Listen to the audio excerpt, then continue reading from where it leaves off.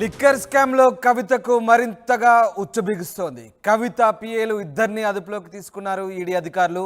పిఏలు రోహిత్ రావు, రాజేష్ ను అదుపులోకి తీసుకొని విచారిస్తోంది ఈడీ. అప్రూవర్గా మారి వాస్తవాలను వెల్లడించాలని ఈడీ కోరుతోంది. పిఏల సెల్ ఫోన్లను స్వాధీనం చేసుకున్నారు అధికారులు. లిక్కర్ స్కామ్లో అన్ని కోణాలను దర్యాప్తు చేస్తోంది ఈడీ. మొత్తం మీద కవితకు ఉచ్చబిగుస్తుంది. గత 4 రోజులుగా కవితను లోతుగా దర్యాప్తు చేస్తున్న ఈడీ అధికారులు తాజాగా ఇవాళ ఆమె వ్యక్తిగత సిబ్బందిగా ఉన్నటువంటి ఇద్దరు పిఎల్ను కూడా అదుపులోకి తీసుకున్నారు. రోహిత్ రావు, రాజేష్ని ఇద్దరిని కూడా అదుపులోకి తీసుకొని ఈడీ అధికారులు విచారిస్తున్నారు. వీళ్ళిద్దరి సెల్ ఫోన్లను కూడా ఈడీ అధికారులు పరిశీలిస్తున్నారు. అప్రూవర్గా మారి వాస్తవాలను వెల్లడించాలంటూ ఈడీ అధికారులు కోరుతున్నారు.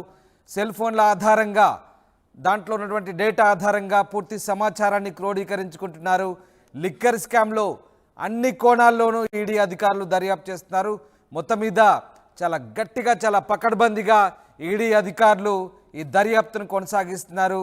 ప్రశ్నల వర్షం కురిపిస్తున్నారు. గత 4 రోజులుగా కూడా కవితను ప్రశ్నలతో ఉక్కిరిబిక్కిరి చేస్తున్నారు అధికారులు. తాజాగా ఆమె పిఎల్గా పనిచేసినటువంటి ఇద్దరిని కూడా అదుపులోకి తీసుకొని ఈడీ అధికారులు చాలా గట్టిగా ప్రశ్నిస్తున్నట్టుగా తెలుస్తుంది. రామకృష్ణ ఢిల్లీ నుంచి లైవ్లో జాయిన్ అవుతున్నారు. రామకృష్ణ, ఢిల్లీ లిక్కర్ స్కామ్లో కవితకు మరింతగా ఉచ్చు బిగుస్తున్నట్టుగా తెలుస్తుంది. ఆమె పిఎల్ ఇద్దరిని కూడా అదుపులోకి తీసుకొని వాళ్ళిద్దరిని కూడా చాలా లోతుగా పకడ్బందీగా విచారిస్తున్నట్టుగా తెలుస్తుంది. ఏం జరుగుతోంది? ఈడీ అధికారులు ఏ కోణంలో ఈ విచారణ క్రమాన్ని కొనసాగిస్తున్నారు? ఇక మనం ఈడీ ఆఫీస్ దగ్గర ఉన్నాం. ఇప్పుడు కవిత చుట్టూ లిక్కర్ స్కామ్ లో కవిత చుట్టూ ఉచ్చు బిగిస్తోంది. కవితకి సంబంధించినటువంటి ఇద్దరు పిఏలు, ఒక పిఆర్ఓ, ఒక పిఏని ఈడీ అదుపులోకి తీసుకొని విచారిస్తుంది. మరి రేపు ఏఆర్పిని కూడా, అరుణ్ రామచంద్ర పిల్లని కూడా తీసుకొస్తారని సమాచారం అయితే అందుతుంది. ప్రస్తుతానికి ఉదయం 10 గంటల నుంచి 7 గంటల వరకు కూడా ఇద్దరు పిఏలను కూడా విచారించారు. వాళ్ళ సెల్ ఫోన్ కూడా స్వాధీనం చేసుకుంది ఈడీ. మరి దాంతో పాటు కవితతో ఒకసారి, కవితతో కలిపి ఒకసారి, కవిత కాకుండా విడిగా ఒకసారి వాళ్ళిద్దరిని కూడా విచారించినట్లు సమాచారం అవుతుంది. మరింత సమాచారాన్ని వాళ్ళ వద్ద నుంచి తీసుకునేందుకు ఈడీ ప్రయత్నం చేసింది. అందులో భాగంగానే రాజేష్, రోహిత్ రావు ఇద్దరిని కూడా అదుపులోకి తీసుకొని ఈడీ విచారణ చేస్తుంది. మరి నిన్నటి దాకా కూడా కవితను మాత్రమే విచారించారు. దాదాపుగా ఈ రోజు 4వ రోజు. 3వ రోజు వరకు కూడా కవితనే విచారించారు. మరి కొంతమందికి నోటీసులు కూడా ఇవ్వడం జరిగింది. ఆ నోటీసులు ఇచ్చిన వాళ్ళలో కొంతమంది హాజరు కాలేదు. ఆమె భర్త అనిల్ కూడా హాజరు కాలేదు. మరి అయితే ఈ రోజు అయితే మాత్రం రోహిత్ రావు, రాజేష్ విచారణకు హాజరయ్యారు. ఉదయం 10 గంటల నుంచి సాయంత్రం 7 గంటల వరకు కూడా విచారణ కొనసాగింది. 7:30కు ఈడీ అధికారి ఇక ఈ కార్యాలయం నుంచి ఆమె బయటకు వెళ్లారు. మరి ప్రస్తుతం అయితే మాత్రం కేటీఆర్ అలాగే కవిత అడ్వకేట్ మోహిత్ రావు ఇద్దరు కూడా కవితతో సంభాషిస్తున్నారు. లోపల ములాఖతులో ఉన్నారు.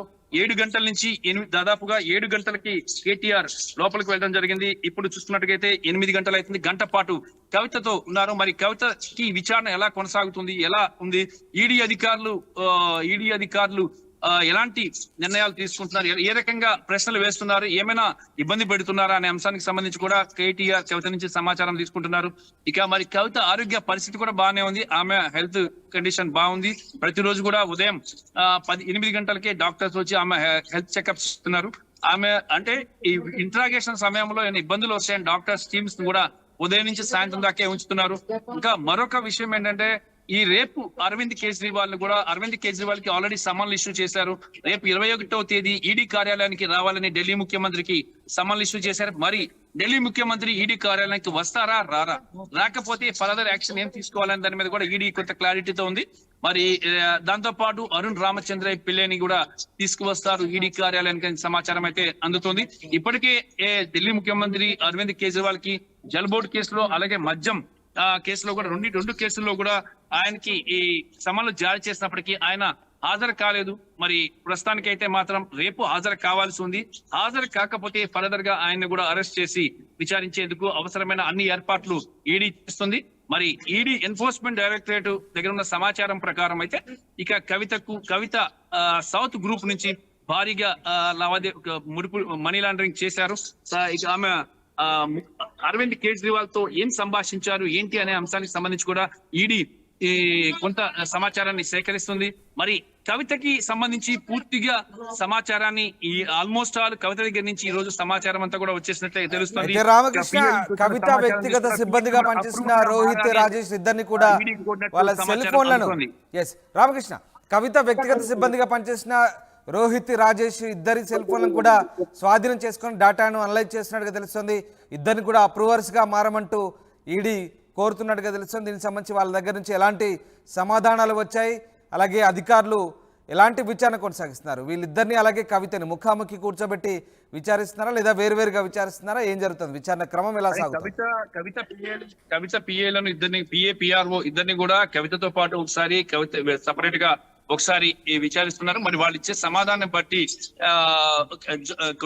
వాటిని సమీక్షించి అసలు నిజం చెప్తున్నారా అబద్ధం చెప్తున్నారా అనే దానికి సంబంధించి కూడా విశ్లేషణ చేస్తారు. మరి అయితే కలిపి విచారించవచ్చు, విడిగా కూడా విచారించవచ్చు.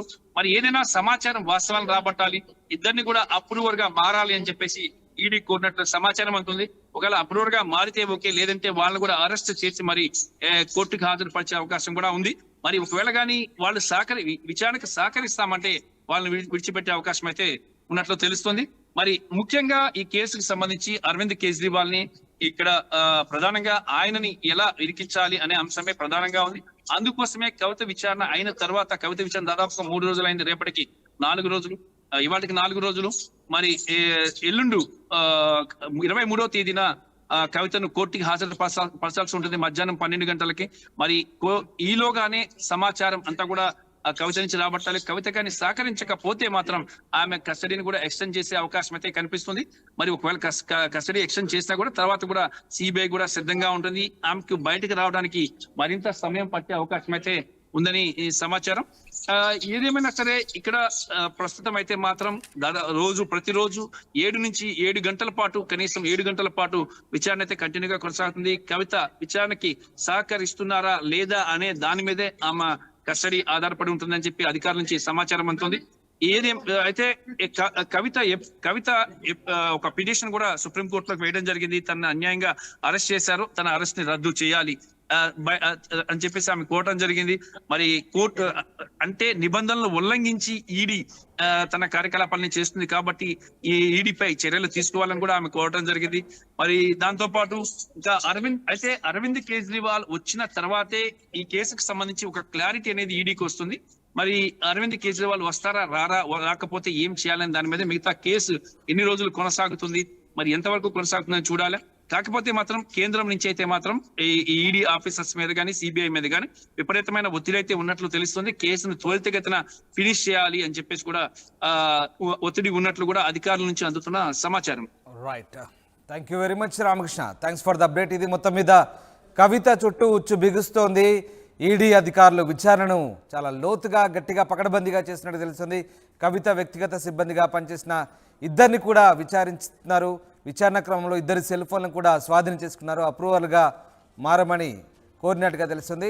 చూడాలి మరి ఇంకా విచారణ క్రమం ఏ రకంగా సాగుతుంది. గత 4 రోజులుగా చాలా పకడ్బందీగా విచారిస్తున్నారు. ఇక రేపు లేదా ఎల్లుండి ఢిల్లీ సీఎం అరవింద్ కేజ్రీవాల్ అలాగే కవితను ముఖాముఖి కూర్చోబెట్టి విచారించే అవకాశాలు కూడా లేకపోలేదని తెలుస్తుంది. మొత్తం మీద ఈడీ అధికారులు మాత్రం చాలా పకడ్బందీగా లోతుగా లిక్కర్ స్కామ్ను విచారిస్తున్నారు.